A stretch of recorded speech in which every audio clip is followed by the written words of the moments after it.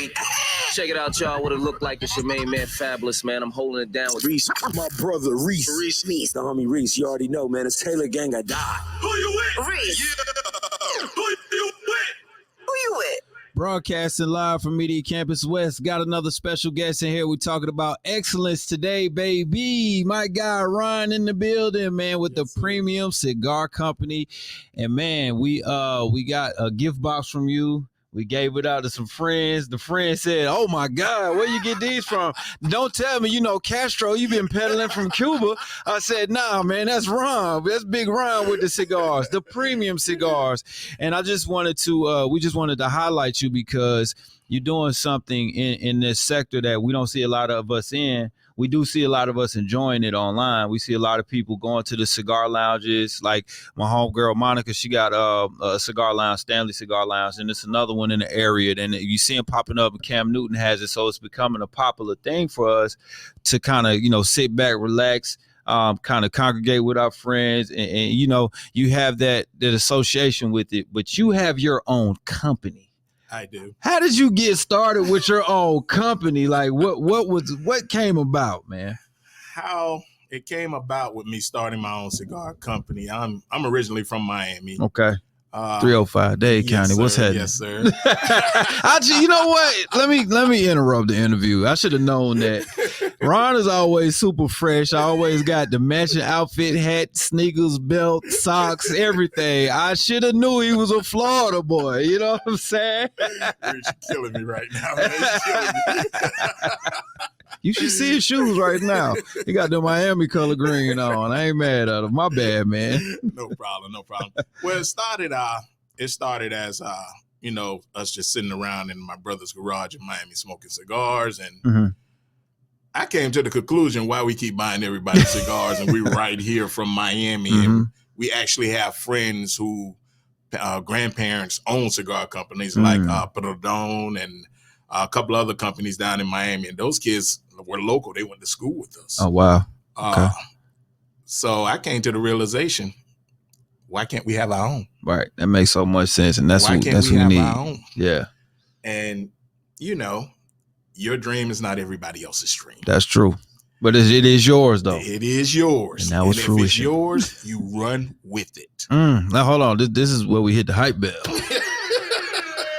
You definitely got to run with it because you see what the product you have. So when did you get into like cigars? I know you said you and your brother were smoking them in the garage. You know, when did you get into it? I actually got into cigars in 2015. Okay. 2015 is when I started smoking cigars. I never smoked anything. But my partner, he introduced cigars to me. He's from Jersey. Okay. But he introduced cigars to me like, yo, we need to get on this grown man stuff. Everybody's smoking cigars and drinking. And I was like, smoke cigar, right.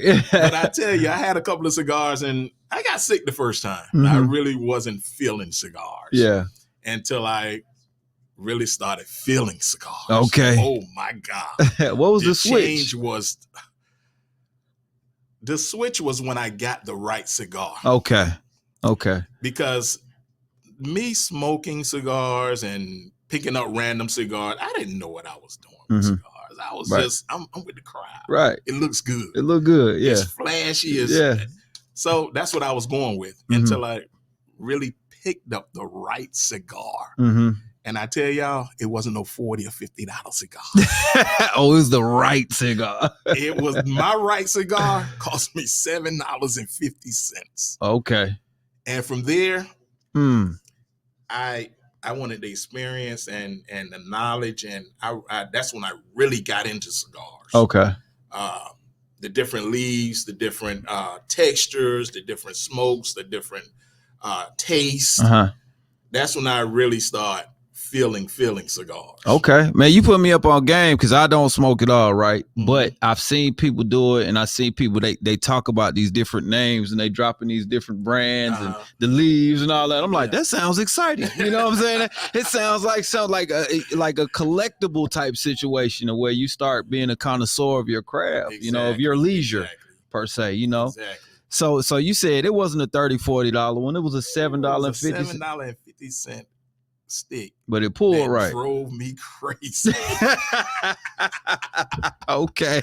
And I said, this is what I like. This is what I'm going to run with. Mm-hmm. How do I interject this into the thing I'm trying to do? Yeah, you want to duplicate your. I started asking questions and going to cigar demonstrations and rollings, different rollings people will have. And rollings are when an actual cigar guy come in and rolls your cigar, hand roll cigars.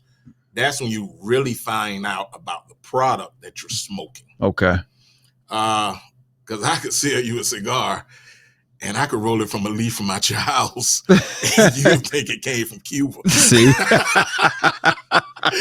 If you don't know what you're smoking. Right. Or if you don't know the perception of the leaves and the tobacco that's rolled in there. I got you. Give me a crash course. If it's my first day, right? And I'm like, I want to buy a cigar. I want to get a cigar. What things should I look for ads about? First of all, don't look for how pretty the wrapper is. Okay. Oh, so that's just like a turn off. That's just like a female at the club. Exactly. She might have the right dress on. You get her home, her feet funky. Yeah. Whew. I get it. I'm sorry, Ron. I'm speaking from a place of hurt. No, I was like, so don't mind the pretty wrapping. Well, you would never know what cigar you like until you start purchasing cigars, smoking cigars, getting to know a cigar. Okay. Because like I said, it's different stroke for different folks. Right. And your taste palette is very much different than mine. You might taste a leathery, creamy. I might taste some spicy, peppery. I got something you. like that. Yeah. The palates are very different. So you won't know which one is yours until you have smoked a couple of cigars and the ones that fit your needs, suit your pleasures. Gotcha. Those are the ones you roll with. Okay. I like all the cigar puns he throwing in there too. I understand that. You start going down this journey, you going to different places and seminars and rollings and these things, right? Yes. And at what point do you say, I'm ready to make my premium brand? After I sampled all the product that I wanted to sample and I know what I wanted my cigar to taste like. I didn't want it to taste like another brand or you're not copycat. Exactly. He's original. You come from the era of originality. Yes. I wanted my own taste, my own distinctive leaf. Okay. So I did my homework and I think I did it. I know I did it well because I haven't had a complaint about my cigars since I started my cigar business. He's standing on that. Yeah, I like I'm standing that. on that. 10 toes, 9 feet, 80 heads, all that. That's what I'm saying. I'm standing on that. Right. My product is very much different than any other product that's out there. We heard that. We got that. And that's why we wanted to bring you on, because there's a lot of people I know with cigar companies, but we wanted to showcase someone who's really doing it. The people are spoken. Anybody can say they got a great product, but the consumers have to say it too. Exactly. And the people were getting excited when we got the gift boxes and hand them out, like very excited. Like, I get these for free? You know what I mean? So that's just an ode to what you put into it. Yes. You know what I mean? Yes. Like I said, when I started, I wanted to be very original. Very original. And trust me, y'all, this wasn't no easy task. Yeah. It wasn't no fly by night. Nah, roll me that's gonna be it. Nah. If you want something successful, you have to work at it. And when I say work, you have to really work at it. I was just blessed and thankful that I was brought up in an area where a lot of cigars were smoked or purchased, or I grew up in the Miami, Florida area where you can grow your own tobacco. Okay. 90 miles from Cuba. A lot of my friends had boats. They used to go over to Cuba back in the 80s and buy Cuban cigars and bring them over and sell them in Miami. Yeah. I was just fortunate to be in the area that I grew up in the era that I grew up in. There you go. So everything kind of worked together. Yes. It's like the higher power at work there, making sure that you was going to be straight. Exactly. I got you, man. Tell me about the logo, because I know it has some sentiment to it. Yes, my logo has, it's called B2B Premium Cigars. As you can see, the 2 B's are backwards on the back. It stands for brown to brown. Mm-hmm. Like I said, everybody's dream is not your dream. So my logo stood for a person that started the business with me but couldn't finish. Mm-hmm. Like I said, my dream, I'm passionate about my dream, and other people are not passionate about what you're passionate about. Mm-hmm. So whatever you're passionate about, take it and run with it. Mm-hmm. And the word no doesn't exist in your vocabulary. Trust me. If you listen to the word no, you're not going to make it. There you go. You're not. There you go. All. Yeah, but this is my logo. It was made by one of my friend's wife that was just sitting at the computer, and I say, I need a cigar logo. And she said, well, what you wanted to say? And I say, well, my last name is Brown. Mm-hmm. I said, what about B2B? Mm-hmm. And she's like, what the B stand for? And I was like, brown to brown. Mm-hmm. And then I said, nah, let's go brother to brother. Yeah. And then she said, no, I like the B. I like the B2B. I like the brown to brown. Yeah, because that could be anything. Yeah. Right. And the number 2 came from me being the second oldest child. There you go. There you go. It's a lot of sentiment going, and it's locked in a circle, man. Yes. So it's a lot of infinite, possibilities going on with that, right? And when you say brown to brown, it just, even though a brown the second B could be anything, cigars are brown. Yeah. You're right. Your last name is Brown. So you give it now. You're throwing some. Now you know what I'm saying, and it still works. It still you know works. what I mean? You're right. So I definitely can appreciate what you're giving right now. Thank you. The game you're giving, man. Thank you. Tell us about upkeep. So if like a person just getting into the game, they purchase some of your cigars. I know we just can't leave them out on the counter. We got to do certain things. Yeah. So I suggest to all my customers that you invest in a humidor. It could be a desktop humidor. It doesn't have to be nothing expensive or fancy. Just something to keep your cigars humidified. Okay. Because my cigars, they're Dominican cigars, Dominican wrap, Dominican field. They have to be at a certain temperature. Okay. You just can't leave them out and expect a good smoke. Gotcha. That's just like you buying grocery and just leaving it out. Right, just leave the milk out on the counter. 3 days later, you want to eat cereal. You're not going to have a great experience. I'm going to tell you that now. Call your doctor. Right. Definitely. So I suggest that you purchase a humidor. Me being a cigar owner, everybody that comes to my house, they was like, why you only have a desktop humidor? I say, because I smoke what I smoke, and that's what I smoke. Right. Just because you're a cigar owner, you don't need a million cigars. Exactly. Right. I know what I smoke and I know what I like. And This is what I smoke. Got you. But keeping your cigar fresh and in the right temperature, you're going to get the best draw and the best taste out of the cigar. Okay. Do not leave them in your car, on the dash, or because the sun will eat them alive. Trust me. Gotcha. The leaf will burn up like the leaves burn up in your grass from your lawn man cutting. Right. Because it's an organic property. It is. It's very, very organic. So I got you, man. So what's some of the tools? I see people with cutters and torches and all types of stuff. I seen one dude pulled out a little kit, looked like a little barbecue kit. He opened it up and he had a little stuff in there. I was like, Reece, I own one of those. I own one of those, Reece. Oh, I know you did. No, but I'm just saying, like, I know when you get into these things, you're going to have tools for the trade. Like, you know me, I got chickens, right? Yeah. So I got a bunch of chicken stuff that most people wouldn't have. They're like, what is that? What is that? Why is that bucket spiral? You know what I'm saying? So I get out. I want to, learn the craft based on, because you a master in the game. I want to talk to you about it. I am. Well, I carry my little humidor case. Okay. And, I have my cutter in there. I have my straight cut. I have my V cut. I have my punch. Okay. Those are different cuts that you could put on your cigar. It depends on what type of flow you like coming out of your cigar. Okay, I got you. A V cut, a deep V cut is the best draw for me because that's my favorite. It's a stronger draw. Straight cut, you get your taste buds. I can't even explain it.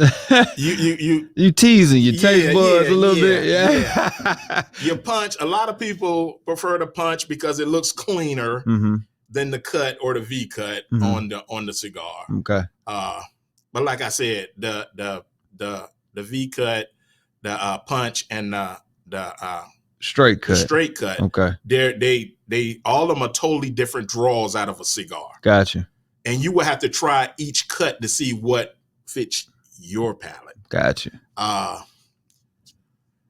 That's about it on the cuts. Yeah. But I do have a little. See, he got toys. I knew something was coming. I have a cigar pen that was made for me when my cigar gets down to the bare minimum of smoking instead of burning my fingertips. Yeah. I have this little pen that was made from one of my friends out of New Orleans.